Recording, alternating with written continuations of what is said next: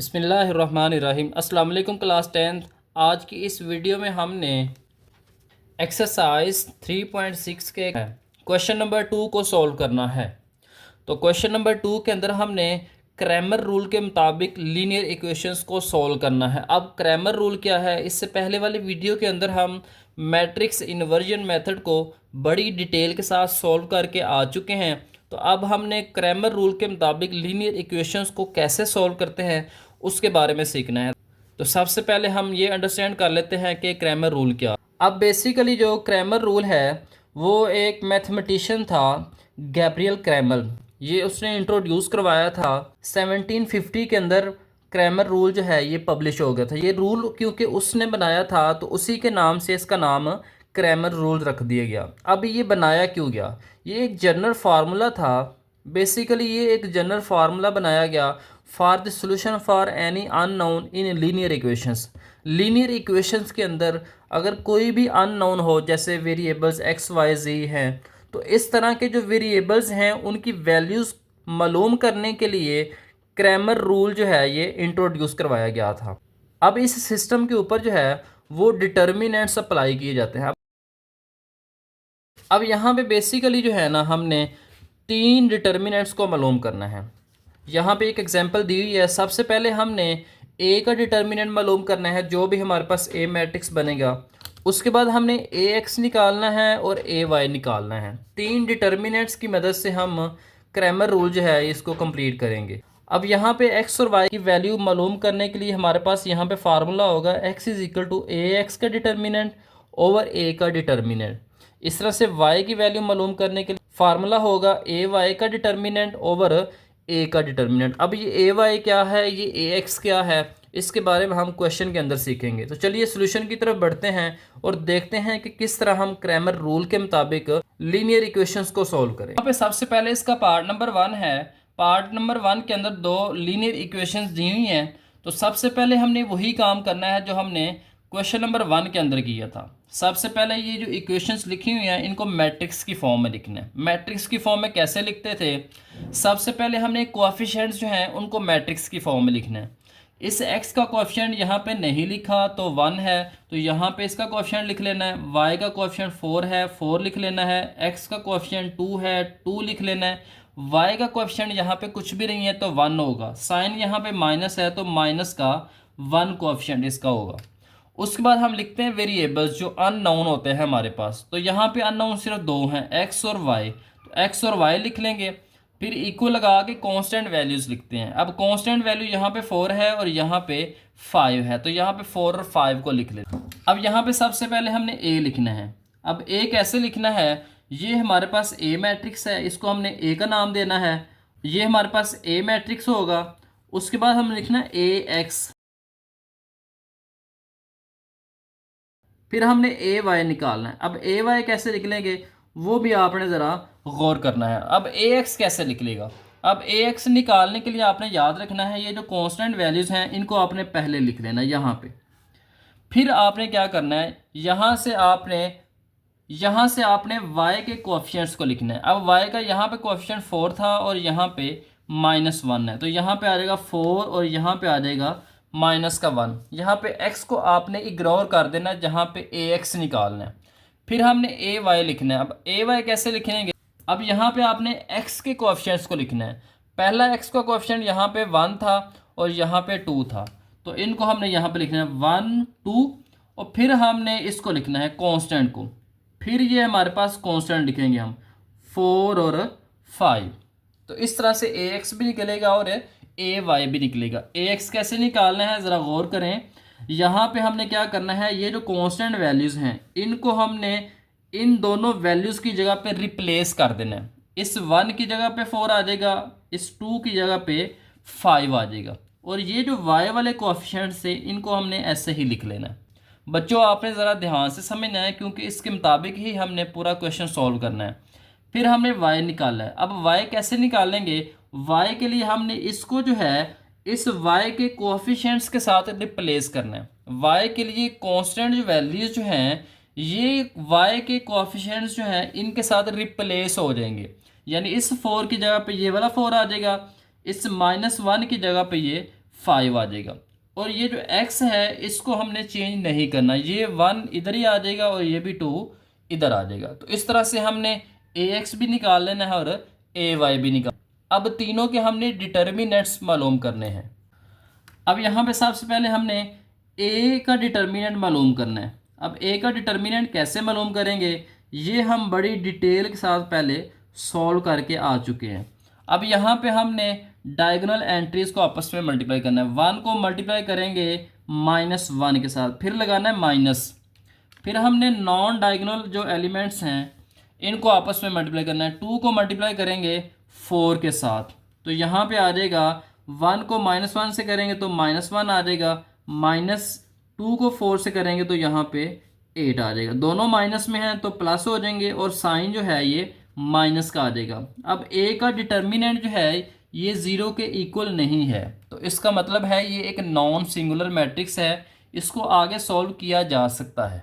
अब हमने x और y निकालना है, तो x और y के लिए सबसे पहले हम x का फार्मूला लिख लेते हैं। x का फार्मूला है ax का डिटर्मिनेंट डिवाइडेड बाय a का डिटर्मिनेंट। अब ax क्या है वो हमने पहले निकाला हुआ है 4, 5, 4 और माइनस का 1। यहाँ पे हमने इसका डिटर्मिनेंट लेना है डिवाइडेड बाय, यहाँ पे a का डिटर्मिनेंट हमने पहले ही मालूम कर लिया है -9। तो यहाँ पे हमारे पास आ जाएगा 4 को हम -1 से मल्टीप्लाई करेंगे तो -4 आ जाएगा, -5 को हम 4 से मल्टीप्लाई करेंगे तो -20 आ जाएगा यहाँ पे, और नीचे आ जाएगा हमारे पास -9। तो माइनस है और माइनस प्लस हो जाएंगे तो -24 आ जाएगा, और डिवाइड में हमारे पास -9 आ जाएगा। अब यहाँ पे माइनस और माइनस कैंसिल हो जाएंगे, 3 के टेबल पे डिवाइड करेंगे, 3 8 ज़ार 24 और 3 3 ज़ार 9, तो यहाँ पे आ जाएगा 8/3। तो x की वैल्यू हमारे पास आ गई है 8/3।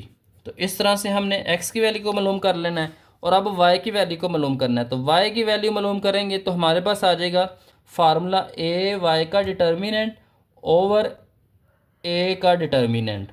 अब अब यहाँ पे आ जाएगा 1, 2, 4 और 5 डिवाइडेड बाय a का डिटर्मिनेंट जो हमने निकाला है -9। अब 1 को मल्टीप्लाई करेंगे 5 के साथ तो 5 आ जाएगा, माइनस फिर 2 को मल्टीप्लाई करेंगे 4 के साथ तो 8 आ जाएगा, डिवाइडेड बाय -9। तो यहाँ पे 5 - 8 आ जाएगा -3, और यहाँ पे आ जाएगा -9। माइनस माइनस से कैंसिल, 3 1 ज़ार 3 और 3 3 ज़ार 9, 1/3। तो y की वैल्यू यहाँ पे हमारे पास आ गई है 1/3। तो इस तरीके से आपने क्रैमर रूल के मुताबिक क्वेश्चंस को सॉल्व करना है। सबसे पहले आपने मैट्रिक्स फॉर्म में लिखना है, उसके बाद आपने इसको a का नाम देना है, ax फिर निकालना है, फिर ay निकालना है। ax के लिए क्या करना है, इस कांस्टेंट वैल्यू को आपने इस पहले कॉलम के साथ यानी x के कोएफिशिएंट्स के साथ रिप्लेस कर देना है। इस 1 की जगह पे 4 आ जाएगा, 2 की जगह पे 5 आ जाएगा, इसको आपने चेंज नहीं करना। फिर ay निकालना है, तो ay के लिए इस कांस्टेंट को y के कोएफिशिएंट के साथ रिप्लेस करना है। तो 4 की जगह पे आ जाएगा, -1 जो है इसकी जगह पे 5 आ जाएगा, तो यहाँ पे 4 5 आ जाएगा, और यहाँ पे x के अंदर कोई चेंज नहीं आएगी। अब तीनों के डिटर्मिनेंट्स मालूम करने हैं, a का भी, ax का भी और ay का भी। फिर x की वैल्यू निकालने के लिए ax का डिटर्मिनेंट डिवाइडेड बाय a का डिटर्मिनेंट, ये फार्मूला लगा लेना है। y की वैल्यू मालूम करने के लिए ay का डिटर्मिनेंट डिवाइडेड बाय a का डिटर्मिनेंट, तो डिवाइड करके हमारे पास x की वैल्यू भी आ जाएगी और y की वैल्यू भी आ जाएगी। नेक्स्ट पार्ट नंबर 2 है, तो यहाँ पे दोनों लीनियर इक्वेशंस को पहले हमने मैट्रिक्स की फॉर्म में लिखना है। x का कोएफिशिएंट 1 आ जाएगा, y का कोएफिशिएंट 2 आ जाएगा, x का कोएफिशिएंट 3 आ जाएगा, y का -2 आ जाएगा। फिर हमने वेरिएबल्स को लिखना है, x और y वेरिएबल्स हैं। फिर हमने कांस्टेंट को लिखना है, तो यहाँ पे कांस्टेंट 7 और -3 है। अब यहाँ पे ये हमारे पास a है, अब हमने ax लिखना है। इन कांस्टेंट वैल्यूज़ को हमने पहले कॉलम के साथ रिप्लेस कर देना है, यानी x के कोएफिशिएंट्स के साथ। तो यहाँ पे 1 की जगह पे 7 आ जाएगा और 3 की जगह पे -3 आ जाएगा। ये y के कोएफिशिएंट्स को हमने चेंज नहीं करना। फिर हमने ay निकालना है, तो ay के लिए इस कांस्टेंट वैल्यूज़ को इन कांस्टेंट वैल्यूज़ को हमने y के कोएफिशिएंट्स का रिप्लेस करना है, यानी उनकी जगह पे हमने लिख लेना है, उनकी जगह पे हमने रख देना है। तो 2 की जगह पे हमारे पास 7 आ जाएगा, -2 की जगह पे -3 आ जाएगा और ये 7 वैसे ही आ जाएगा। अब तीनों के डिटर्मिनेंट्स मालूम करने हैं। अब यहाँ पे a का डिटर्मिनेंट मालूम करना है, तो a के डिटर्मिनेंट के लिए 1 को हमने मल्टीप्लाई करना है -2 के साथ, माइनस फिर हमने 3 को मल्टीप्लाई करना है 2 के साथ, तो 2 को मल्टीप्लाई करेंगे 3 के साथ, 1 को मल्टीप्लाई करेंगे -2 के साथ तो -2 आ जाएगा, -2 को 3 से मल्टीप्लाई करेंगे तो 6 आ जाएगा, -2 और -6 यहाँ पे -8 आ जाएगा, 0 के इक्वल नहीं है, आगे सॉल्व किया जा सकता है। अब यहाँ पे x निकालना है, तो x का फार्मूला है ax का डिटर्मिनेंट ओवर a का डिटर्मिनेंट। तो ax हमने लिखा हुआ है पहले ही, तो यहाँ पे हमने इसका डिटर्मिनेंट निकालना है। 7 को मल्टीप्लाई करेंगे -2 के साथ, माइनस फिर 2 को मल्टीप्लाई करेंगे -3 के साथ, तो 2 मल्टीप्लाई होगा -3 के साथ, 7 को -2 से करेंगे तो -14 आ जाएगा, माइनस और माइनस प्लस हो जाएंगे, 2 को 3 से मल्टीप्लाई करेंगे तो 6 आ जाएगा, डिवाइडेड बाय माइनस का 8, यहाँ पे -8 आ जाएगा, इसको माइनस करेंगे तो यहाँ पे -8 आ जाएगा, डिवाइडेड बाय -8, माइनस और माइनस कैंसिल हो गए, 8 1 जार 8, तो यहाँ पे x की वैल्यू जो है ये 1 आ जाएगी। अब y निकालना है। अब y जो है ये फार्मूला है ए वाई का डिटर्मिनेंट ओवर a का डिटर्मिनेंट। ए वाई हमने पहले निकाल लिया हुआ है, तो यहाँ पे हमने इसका डिटर्मिनेंट निकालना है। तो 1 को मल्टीप्लाई करेंगे -3 के साथ, फिर हमने लगाना है -7 को मल्टीप्लाई करेंगे 3 के साथ, तो यहाँ पे -3 आ जाएगा और माइनस का 21 आ जाएगा, माइनस और माइनस कैंसिल हो जाएंगे, 8 1 जार 8 और 8 3 जार 24, तो यहाँ पे y की वैल्यू 3 आ जाएगी और x की वैल्यू 1 आ जाएगी। पार्ट नंबर 3 है, तो पार्ट नंबर 3 के अंदर भी हमने पहले इसको मैट्रिक्स की फॉर्म में लिख लेना है, फिर हमने ये हमारे पास a है, ax निकालना है, तो कांस्टेंट वैल्यूज़ को इन दोनों की जगह पे लिख लेना है। 2 की जगह पे -6 आ जाएगा, 4 की जगह पे -12 आ जाएगा और ये साथ वैसे ही आ जाएगा। अब y निकालना है, ए वाई निकालना है, तो ए वाई के लिए कांस्टेंट वैल्यूज़ को इन दोनों वैल्यूज़ की जगह पे लिखना है। तो -5 की जगह पे -6 आ जाएगा, -3 की जगह पे -12 आ जाएगा और ये x के क्वेश्चन वैसे ही साथ आ जाएंगे।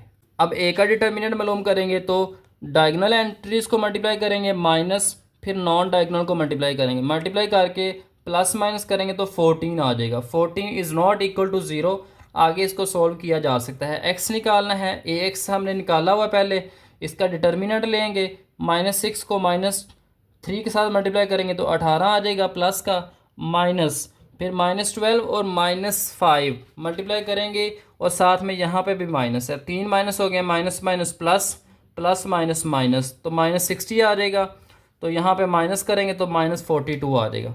14 के टेबल में 14 1 जार 14, 14 3 जार 42, तो यहाँ पे आ जाएगा माइनस का 3, तो x की वैल्यू यहाँ पे आ जाएगी -3। अब y निकालना है, तो फार्मूला ये है हमारे पास, ए वाई निकालना है, पहले ए वाई का डिटर्मिनेंट निकालना है, तो डिटर्मिनेंट के लिए 2 को मल्टीप्लाई करेंगे -12 के साथ, माइनस फिर 4 को मल्टीप्लाई करेंगे -6 के साथ, तो 4 मल्टीप्लाई होगा -6 के साथ, तो यहाँ पे मल्टीप्लाई कर लेंगे तो -24 आ जाएगा, 2 को -12 से करेंगे तो माइनस माइनस प्लस, 4 को 6 से मल्टीप्लाई करना है, तो मल्टीप्लाई करके प्लस का 24 और माइनस का 24 कैंसिल हो जाएंगे तो 0 आ जाएगा। 0 को जब 14 से डिवाइड करेंगे तो y की वैल्यू यहाँ पे आ जाएगी 0 और x की वैल्यू यहाँ पे आ जाएगी -3। नेक्स्ट हमारे पास क्वेश्चन नंबर 2 का लास्ट पार्ट है। तो सबसे पहले हमने इन इक्वेशंस को मैट्रिक्स की फॉर्म में लिख लेना है। तो x का कोएफिशिएंट यहाँ पे 3 है तो 3 आ जाएगा, y का कोएफिशिएंट 2 है तो 2 आ जाएगा, x का कोएफिशिएंट यहाँ पे 5 है, y का कोएफिशिएंट यहाँ पे 6 है। फिर वेरिएबल्स लिखने हैं, तो वेरिएबल x और y आ जाएगा, फिर कांस्टेंट लिखने हैं, तो यहाँ पे आ जाएगा -1 और ये आ जाएगा 5। उसके बाद हमने ax और ay लिखना होगा। a हमारे पास 3 2 5 और 6 आ जाएगा। अब ax लिखना है, ax के लिए इस कांस्टेंट वैल्यू को x के कोएफिशिएंट के साथ रिप्लेस कर देना। इस 3 की जगह पे -1 आ जाएगा, 5 की जगह पे 5 आ जाएगा और यहाँ पे y के कोएफिशिएंट को हमने ऐसे ही लिख लेना है। अब ए वाई निकालना है, तो ए वाई के लिए हमने कांस्टेंट वैल्यूज़ को y के कोएफिशिएंट्स के साथ रिप्लेस करना है। तो x के कोएफिशिएंट वैसे ही आ जाएंगे 3, 5 और फिर हमने इनको रिप्लेस कर देना। 2 की जगह पे आ जाएगा -1 और 6 की जगह पे आ जाएगा 5। तो इस तरह से ax भी आ जाएगा और ay भी आ जाएगा। अब फार्मूले लगाने हैं और फार्मूले के अंदर इनके डिटर्मिनेंट्स की वैल्यूज़ को पुट करना है तो आंसर आ जाएगा। अब यहाँ पे सबसे पहले हमने ए का डिटर्मिनेंट मालूम करना है। तो ए के डिटर्मिनेंट के लिए हम डायगोनल एंट्रीज को मल्टीप्लाई करेंगे, 3 को मल्टीप्लाई करेंगे 6 के साथ तो 18 आ जाएगा, -5 को मल्टीप्लाई करेंगे 2 के साथ तो 10 आ जाएगा, 18 में से 10 को माइनस करेंगे तो 8 आ जाएगा। अब ये 0 के इक्वल नहीं है तो ये नॉन सिंगुलर मैट्रिक्स है। तो यहाँ पे ए का डिटर्मिनेंट जो है वो 8 निकाल लिया। अब हमने फार्मूले इस्तेमाल करने हैं। अब x निकालना है तो x का फार्मूला है ax का डिटर्मिनेंट डिवाइडेड बाय a का डिटर्मिनेंट। ax हमने लिख लेना है, उसके बाद हमने इसका डिटर्मिनेंट मालूम करना है। तो डिटर्मिनेंट के लिए हम पहले डायगोनल एंट्रीज़ को मल्टीप्लाई करेंगे, 6 को मल्टीप्लाई करेंगे -1 के साथ तो -6 आ जाएगा, माइनस फिर 5 को मल्टीप्लाई करेंगे 2 के साथ तो 10 आ जाएगा, डिवाइडेड बाय यहाँ पे आ जाएगा 8। तो प्लस करेंगे तो माइनस का 16 आ जाएगा और यहाँ पे 8 आ जाएगा, 8 1 ज़ार 8, 8 2 ज़ार 16, तो -2 x की वैल्यू यहाँ पे आ जाएगी। तो x जो है ये आ गया हमारे पास -2। अब हमने y की वैल्यू को मालूम करना है। y का फार्मूला है ay का डिटर्मिनेंट ओवर a का डिटर्मिनेंट। तो यहाँ पे हम 3 को मल्टीप्लाई करेंगे 5 के साथ तो 15 आ जाएगा, -5 को मल्टीप्लाई करेंगे -1 के साथ, वो माइनस जब इस माइनस से मल्टीप्लाई होगा तो प्लस हो जाएगा और यहाँ पे आ जाएगा 5 प्लस का और यहाँ पे 8 आ जाएगा। तो प्लस कर लेंगे तो 20 आ जाएगा, डिवाइडेड बाय यहाँ पे आ जाएगा 8। 4 के टेबल पे डिवाइड करेंगे तो 4 5 ज़ार 20 और 4 2 ज़ार 8, तो यहाँ पे आ जाएगा 5/2।